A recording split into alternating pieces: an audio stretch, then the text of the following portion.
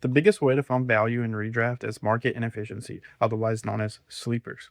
So in this video, let's go over 6 running backs that are sleepers that your league is not drafting, or at least not drafting appropriately. All right, so first up, we got Quinshon Judkins. Now, really, the only reason he's going at the RB24 is because of the injury.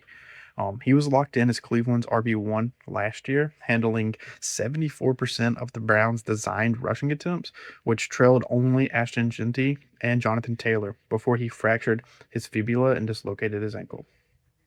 Now, in the 11 games where he had his normal baseline workload and snap share, he was on pace for 314 carries.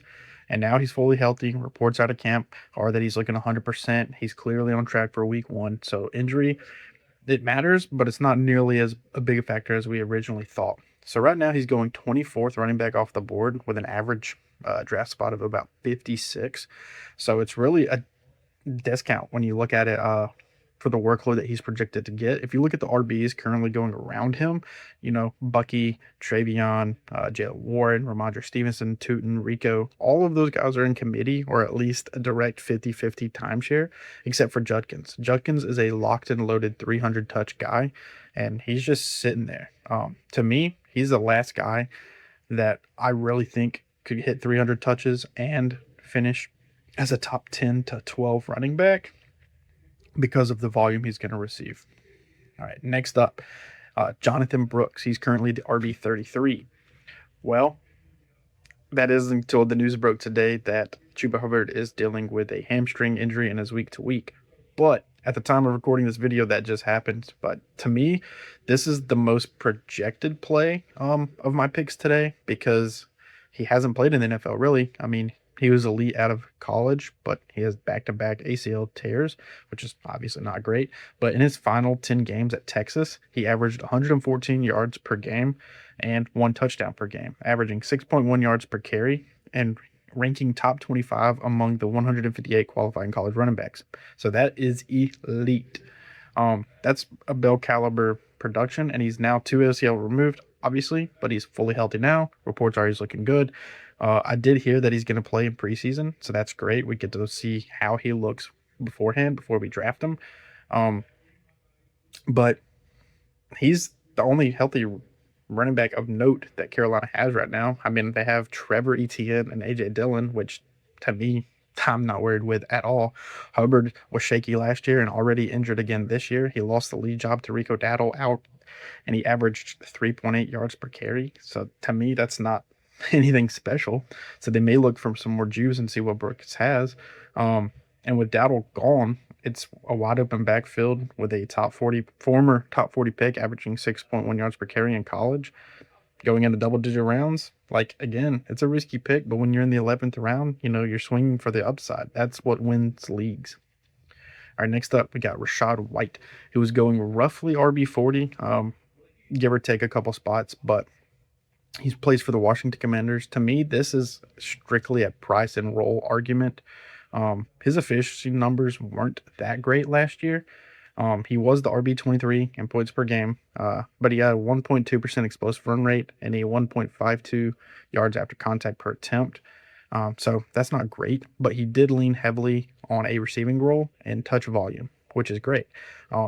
In his 4 years in Tampa Bay, he delivered a top 10 and top 24 PPR seasons. He's averaged over 50 catches a year in his 4-year career. And last year, he posted a career best 18.9% tackle avoidance rate and a 46.2% rush success rate. So the tools are there, even if the raw efficiency numbers look ugly. And to me, this is more of a safe floor at cost rather than like, oh, this dude's going to be a top 10 running back. I don't think that. But compared to what you're paying for him, I think he is a great steal. The last pitch I have for him is I know Krosky's there, but to me, White is much better in pass protection, and that's the reports coming out of camp right now. So to me, if I'm making a bet on somebody, it's going to be the dude that's better in pass pro. He's a better pass catcher. To me, in PPR, that's just worth a higher gamble than JCM, who may end up being the 20 to 20 guy, but not much else. All right, so next up, Tony Pollard, running back 28. So Pollard last year, the efficiency was fine. He just didn't score touchdowns. So he finished with 41.9% touch rate last year, which is nearly identical to Jonathan Rate's Jonathan Taylor's 41.8% and Ashton Genty's 41.6%. That's true bell cow volume and not a committee workload. So among the 49 qualifying backs, he ranked 25th in explosive run rate and 22nd in yards per attempt. But he played for an offense that was 30th in points scored and 32nd in red zone scoring attempts. So that's why he ranked 49th in the league in red zone touches, because his team was so awful. But he was a top 10 back from weeks 14 to 17 last year, which coincidentally matches up with Cam Ward's best stretch of football that he played all year. And in the offseason, obviously, everyone knows they added real weapons with Carnell Tate, Wan'Dale Robinson. They brought in Brian Daboll to be the offensive coordinator, who historically feeds one back in his system. So this is pretty much a straightforward, the volume's already there type play, but we're hoping and projecting that the offense as a whole takes a step forward. And to me, his ADP is pricing him like he's either declined talent-wise or his team didn't get better. But to me, like, I don't think he declined talent-wise at all. I think he's still the running back that he was, and his team is getting way better. So for me, he's like a perfect zero or hero RB build, and this is like the guy you would target for your RB2. Like, let's say you take Bijan round 1, and then you hammer like 4 straight like tight end, receivers, quarterback, or whatever, and then you come and get him in the 5th or 6th with as your RB2. Like, that is perfect to me. That's a perfect build. He's just sitting there free for the taking. All right, so we got Kenneth Gainwell approximately going RB 36 for the Tampa Bay Buccaneers. The receiving profile is really his big name right now. Gainwell's 2025 line in Pittsburgh, he had 114 carries for 537 yards and 5 touchdowns, but he added 73 catches for 486 yards and 3 more touchdowns. So he had 1,023 yards and 8 touchdowns across 17 games, which landed him right at RB16 in full PPR formats, despite splitting the backfield with Jaylen Warren. In his best stretches from week 11 to 18, he was the RB7 in fantasy points per game. So that is a real league-winning upside. He ranked 3rd in target share and 2nd in receiving yards among running backs, and now he's in Tampa Bay, directly inheriting Rachaad White's receiving role that he left. And if Bucky, which is proved to be injury-prone, misses any time this season, Gainwell gets to step into a lead role with pass-happy offense, and to me, immediately gets potential to be a top 15 weekly running back, and he's going in the 10th round. So he's already a top 16 PPR back last year in a similar role. Now, I'm not guaranteeing you he's going to do that same exact thing, but the potential's there, and then obviously the upside is there if Bucky were to ever go down. And when you're getting him in the 10th or 11th round, like, there's not many upside picks that late that could win you a league like this. And lastly, we have Chris Rodriguez. He's currently going around RB40 for the Jacksonville Jaguars. Now, everybody is going to love Tootin this year, screaming Tootin, Tootin this, Tootin that. But to me, Chris Rodriguez, his efficiency profile is actually elite. It sounds crazy when you talk about it, but last year he averaged 3 yards after contact per attempt, which was second in the NFL only to Devon Achane, and he forced a broken tackle once every 8.6 carries, which was 4th best in the league.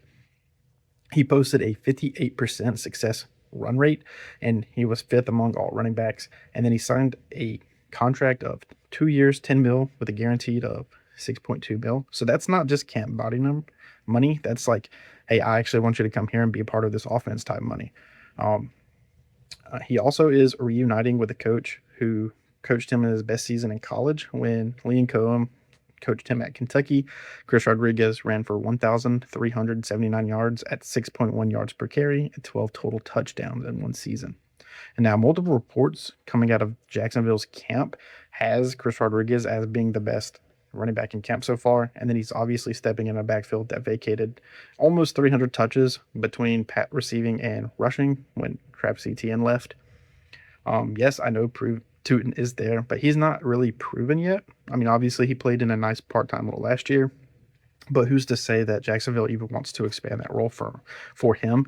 Maybe they keep his role the same and they let Chris Rodriguez get bulk of the meaty, grinding roles. So obviously the bear case for Chris Rodriguez is this is the 3-way rotation with Tootin and LaQuint Allen. So touch competition could really cap any of these guys' ceilings, but his per touch efficiency was better than Tootin last year. And he's going 60-ish picks later. So if you're going to draft one of these guys that are in this 3-man committee, why would you not draft the guy that's going way later and has just as much upside, in my opinion? So that's how I see it. Obviously, Tootin is going at like RB23-ish for a reason. Like, people are really hyped about him, but to me, Chris Rodriguez has just as much likelihood to succeed, and he's going way cheaper. Now, these are the guys that I've picked out. Let me know in the comments if you agree with these, disagree with these, who is your favorite sleeper. And if you like this video, this type of content, leave a like, comment, subscribe, and I will see you in the next one.